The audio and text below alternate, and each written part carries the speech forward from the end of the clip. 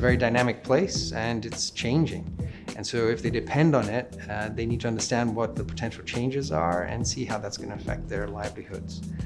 The other challenge with the ocean is that it doesn't really belong to anyone. Anybody could go out and get whatever fish they wanted.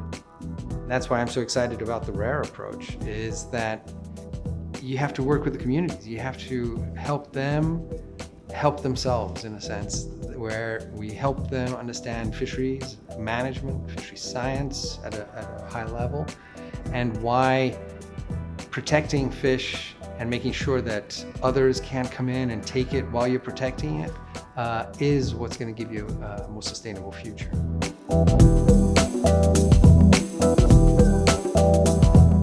OECMs are other effective conservation measures. Right now, humanity, the globe, is experiencing a dual environmental crisis. It's a climate crisis and a biodiversity crisis. Historically, for biodiversity, the solutions had been thought of as protected areas and protecting areas that are still in good shape, where you have the different critters living.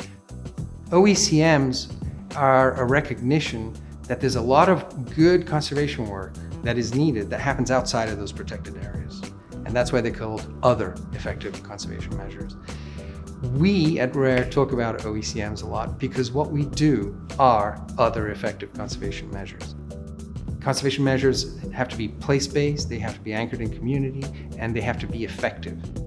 The intent of the OECMs is to recognize really important work that's happening, and our work is really important and it meets all the criteria that they identify as an OECM.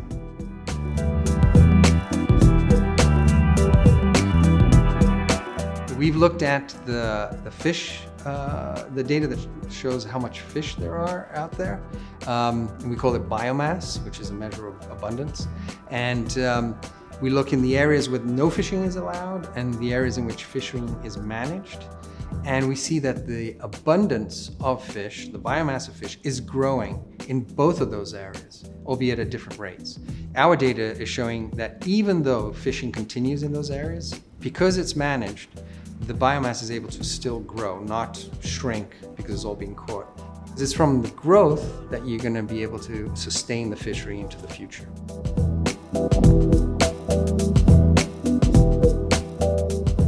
We work in coral-related fisheries, and the habitat for coral is a band around the equator, and so many of the countries are within that band.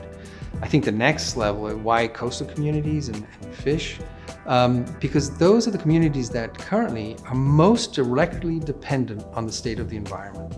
If we crack the nut of how to improve conditions for those coastal communities in some of these places, that is highly applicable around the globe.